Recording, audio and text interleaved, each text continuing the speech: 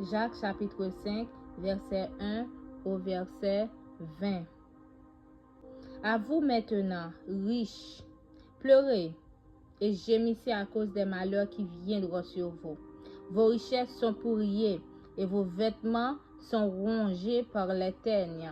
Votre or et votre argent sont rouillés, et leur rouille s'élèvera en témoignage contre vous, et dévorera vos chairs comme un feu. Vous avez amassé des trésors dans le dernier jour. Voici le salaire des ouvriers qui ont moissonné vos champs, et dont vous les avez frustrés. Criez, et les cris des moissonneurs sont parvenus jusqu'aux oreilles du Seigneur des armées. Vous avez vécu sur la terre dans les voluptés et dans les délices. Vous avez rassasié vos cœurs au jour du carnage. Vous avez condamné, vous avez tué le juste qui ne vous a pas résisté.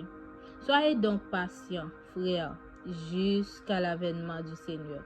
Voici le laboureur attend le précieux fruit de la terre, prenant patience à son égard, jusqu'à ce qu'il ait reçu les pluies de la première et de l'arrière-saison. Vous aussi, soyez patients, affermissez vos cœurs, car l'avènement du Seigneur est proche. Ne vous plaignez pas les uns des autres, frères, afin que vous ne soyez pas jugés. Voici, le juge est à la porte.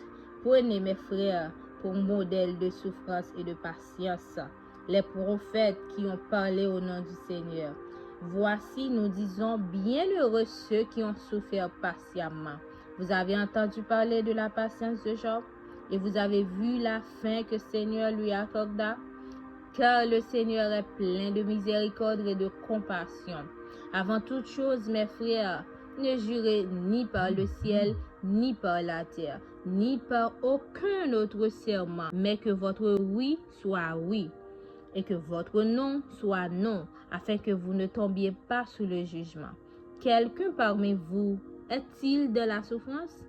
Qu'il prie. Quelqu'un est-il de la joie? Qu'il chante des cantiques. Quelqu'un parmi vous est-il malade? Qu'il appelle les anciens de l'Église et que les anciens prient pour lui, en loignant d'huile au nom du Seigneur. La prière de la foi sauvera le malade, et le Seigneur le lèvera. Et s'il a commis des péchés, il lui sera pardonné. Confessez donc vos péchés les uns aux autres, et priez les uns pour les autres, afin que vous soyez guéris. La prière fervente du juste a une grande efficace. Élie était un homme de la même nature que nous. Il pria avec instance pour qu'il ne plût point, et il ne tomba point de pluie sur la terre pendant 3 ans et 6 mois. Puis il pria de nouveau, et le ciel donna de la pluie, et la terre produisit son fruit. Mes frères, si quelqu'un parmi vous s'est égaré loin de la vérité, et qu'un autre l'y ramène, qu'il sache que celui qui ramènera un pécheur à la voie où il s'était égaré sauvera une âme de la mort et couvrira une multitude de péchés. Parole du Seigneur.